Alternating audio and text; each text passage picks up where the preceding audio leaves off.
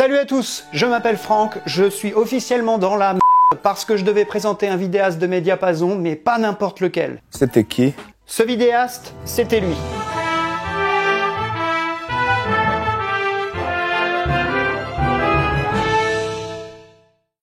Lui, c'est Tilou, c'est clairement un pilier de Mediapasson. Tilou, quoi. Ça met la pression. Alors oui, j'aurais pu vous parler de son format principal qui s'appelle Partoche, dans lequel il analyse des musiques symphoniques de musique de film ou de musique de jeux vidéo. Je vous aurais certainement mis plein d'extraits vidéo pour vous montrer non seulement à quel point c'est intéressant musicalement, mais en plus comment c'est bien illustré et que c'est joliment fait. Mais heureusement, selon les projets, il peut nous pondre des BO avec des bonnes idées sonores. Premier exemple avec Interstellar. L'OST est basé sur les cordes et les vents.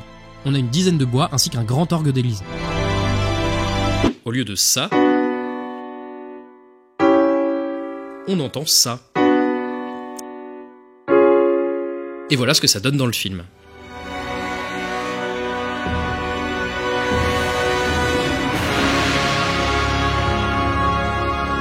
J'aurais pu également vous parler d'un autre format sur sa chaîne que j'adore, qui s'appelle Musicam Scribere.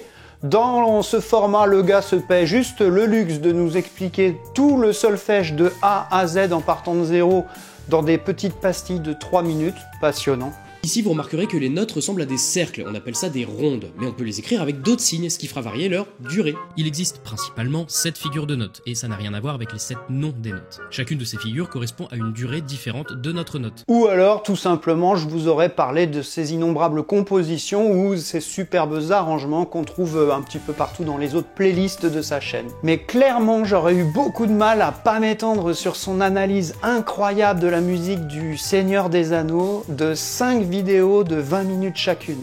Dans le morceau Parvgalen de la communauté de l'anneau, les chœurs débarquent quand plus de guerriers Uruk-hai débarquent. Les chœurs ne représentent pas les guerriers Uruk-hai bien sûr, mais ils signifient que la bataille va être plus hard quoi. Et ça veut surtout dire que le risque que l'anneau retrouve Sauron est plus grand.